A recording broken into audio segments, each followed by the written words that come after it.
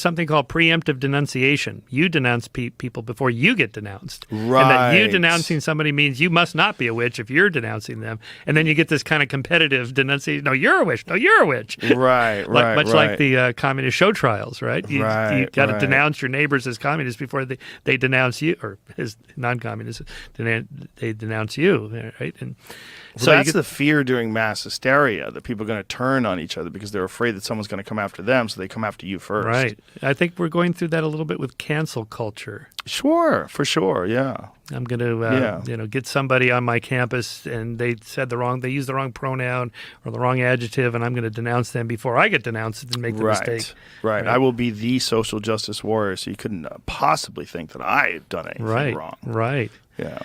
Yeah, so you get this thing called pluralistic ignorance, or the spiral of silence, where everybody thinks everybody else is thinking something when, in fact, nobody's actually thinking that. The classic experiment on this was binge drinking on college campuses. So you ask individual students by themselves, how do you feel about this? I don't really like it, but I know everybody else likes it. So everybody thinks that everybody else likes binge drinking, but actually individually they really don't like it. But I got to do it because everybody else is doing it, right?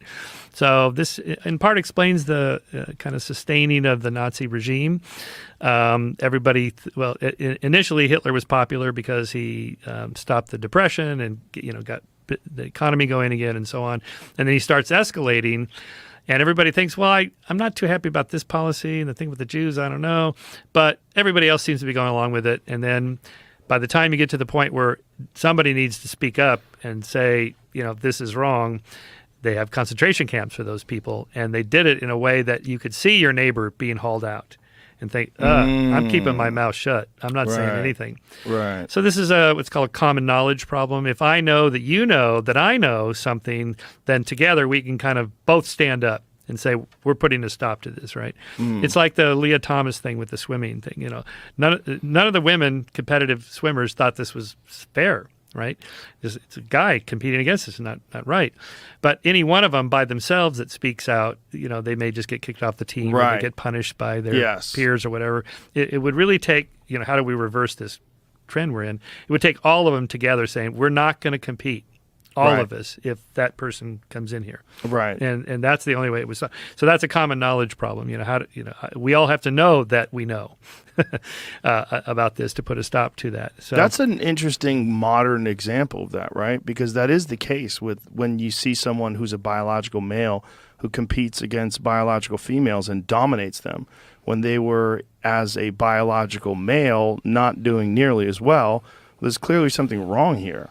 And yet these women are called transphobes, and they're ostracized, and some of them are kicked off teams, and it's a horrible situation. It's very similar to that.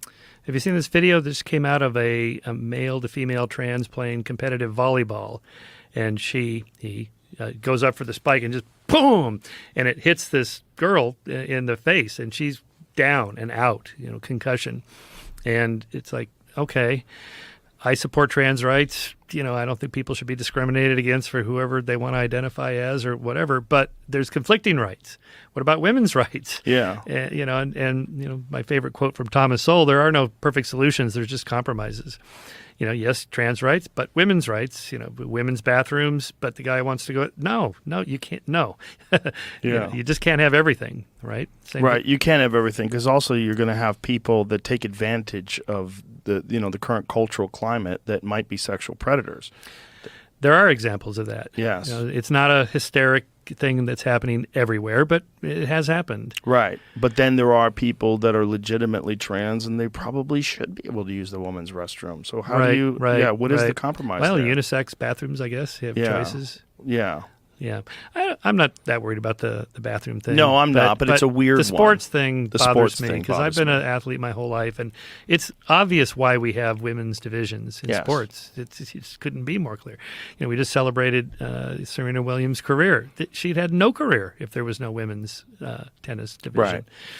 And it's like that for most sports. Although I'm always curious why there are women's divisions in chess. For example, I really don't know why that is the case. That's the case with pool as well. There's a trans woman who is become a world champion in certain billiards games. and people are confused about that. That's a weird one, in my opinion, because it's not a power-based game. Right. But there's something about testosterone and the understanding of 3D space that there's some sort of an advantage. It was very weird. Pool is a weird one. It's because it's a game that I'm obsessed with, and I've always wondered. There's only been like a few women who have been very competitive and been able to beat men consistently in competition. And a lot of them are lesbians.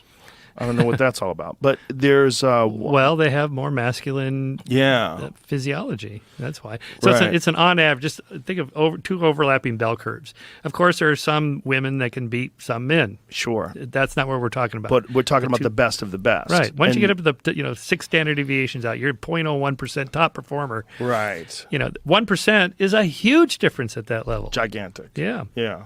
It's curious. The chess thing is also very curious. That was what was fascinating about the Queen's Gambit film. The Netflix thing. Right. This woman is just dominating all these men. She has this superior chess mind. But in reality, that doesn't really exist very often. Right.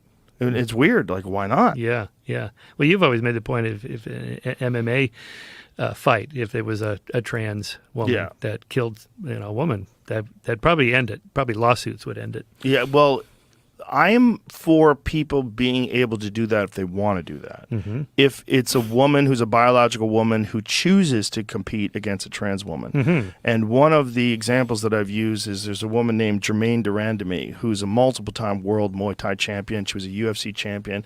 And she actually had a boxing match with a man and knocked him out, a biological man. But she's extraordinary.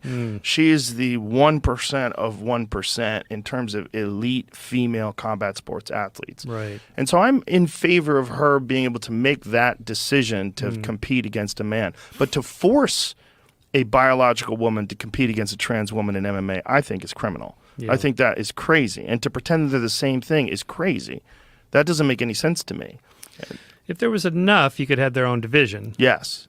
That would solve it. That would solve it. And that's really that I think is the solution. That to me is the only compromise. And is there enough? I don't know. Maybe if you made a division like that. Look, for the longest time, they thought there weren't enough women to compete in combat sports to justify a UFC's women's division. But now the women's division of MMA is some of the most competitive and exciting. Really?